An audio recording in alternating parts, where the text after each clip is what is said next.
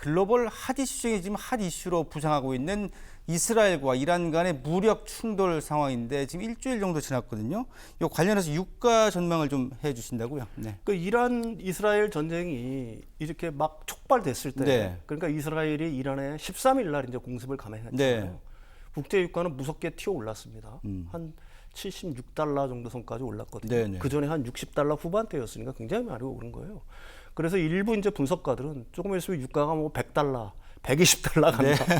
이런 전망들을 예. 이제 막 어떻게 보게 되면 굉장히 무서운 네네. 공포스러운 전망들을 내놨어요. 근데 지금도 이란과 이스라엘의 전쟁이 끝난 건 아니지 않습니까? 네.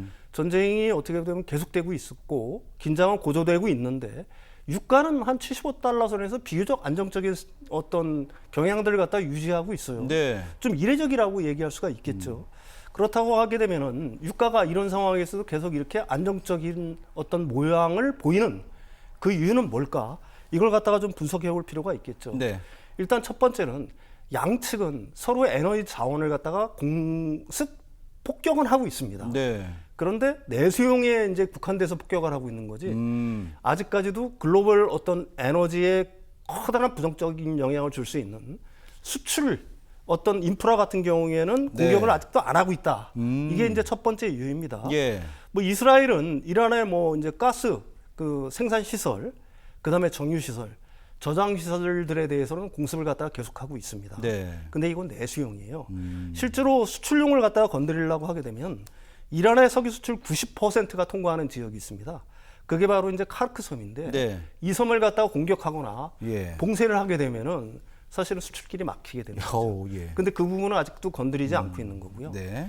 뭐 이란 역시 마찬가지예요. 걸프만 연안을 갖다 폭격한다거나 호르무즈 해협을 갖다가 봉쇄한다는 어떤 뭐 약간 그 말은 하고 있지만 위협 비슷한 네, 뭐. 위협 비슷한 말을 하고 있지만 실질적인 행동을 하고 있지 않다. 네네. 이게 이제 국제 유가가 비교적 안정적인 이유라고 얘기할 수가 있는 겁니다. 첫 번째 예. 이유가 될 거고요.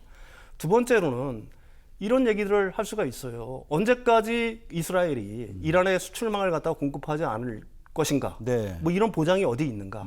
그렇다고 하면 뭐 폭격을 가해서 아까도 얘기했지만 카르크 섬 같은 데를 갖다가 봉쇄할 수도 있겠죠. 그런데도 그럼에도 불구하고 그런 상황이 벌어진다고 하더라도 비교적 그 기존 산유국들의 공급망, 그 공급 여력 자체가 굉장히 풍부한 상황이다. 네. 이게 두 번째 이유입니다. 이란은 하루에 330만 배럴을 갖다가 생산을 해서 그 중에 170만 배럴 정도를 수출을 해요. 그럼 170만 배럴 정도가 수출이 완전히 맥히면은 네. 다른 데서 그 정도를 갖다가 보충해주면 될 거 아니겠습니까? 그렇죠. 네. 지금 오펙 플러스가 갖고 있는 공급 여력은 하루에 한 500만 배럴 정도 됩니다. 이란보다 많죠? 네. 그러니까 그 증산 여력이 충분하다는 얘기가 되는 네. 거고요. 미국 역시 세일오일 그 지금 그 생산업자들이 예, 예. 만약에 유가가 오르게 된다라고 하게 되면은 지금 그 생산을 안 하고 있는 지역들에서 급격히 생산이 증가할 가능성이 있다는 얘기예요. 그렇겠죠. 네. 그러니까 공급 여력이 충분하다. 어. 이게 이제 두 번째 이유입니다. 세 번째로는 사실 그 이란과 그 이스라엘 간의 전쟁에서 전력 차가 생각보다 너무 심하게 난다. 이스라엘의 어떤 전력이 생각보다 굉장히 우월하다는 게 지금 입증이 되고 있잖아요. 예. 이거는 뭐 여러 가지 이유들이 있겠죠. 이란을 갖다 대리하던 국가들, 프록시 국가들이라고 보통 얘기합니다. 그렇죠. 네. 뭐 헤즈볼라라든지 네. 후티라든지 시리아 같은 경우도 이제 친서방으로 돌아섰고요.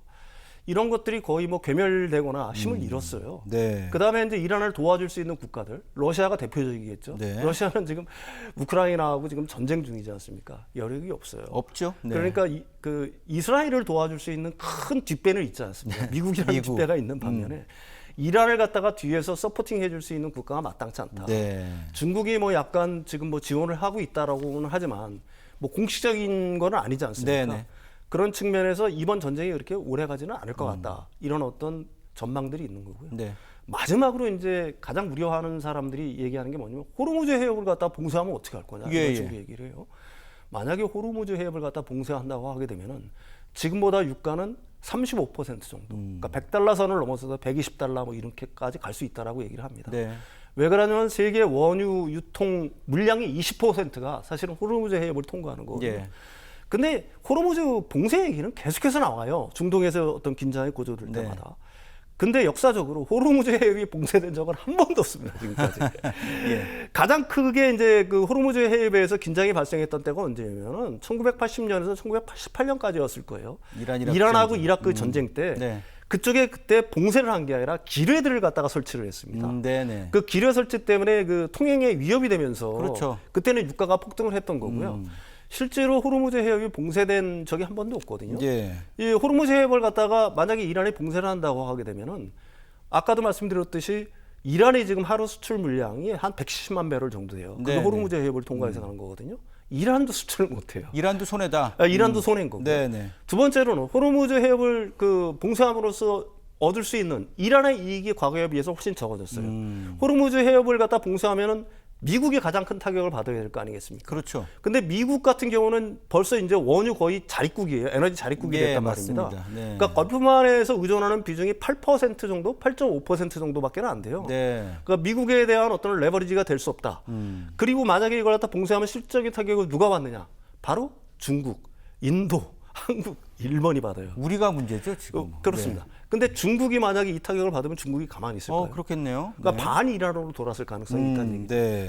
무엇보다도 사실은 진짜로 봉쇄에 나선다라고 하게 되면은 미국의 군사 개입이 본격화될 수밖에 없어요. 네네. 세계 경제가 너무 위험에 처하기 때문에 그러면 이란이 진짜로 위험해질 수가 있겠죠. 네. 뭐 이런 이유들 때문에 호르무즈 해협의 봉쇄 시나리오는 사실 극단적으로 확률이 낮다라고 네. 얘기할 수가 있는 거예요.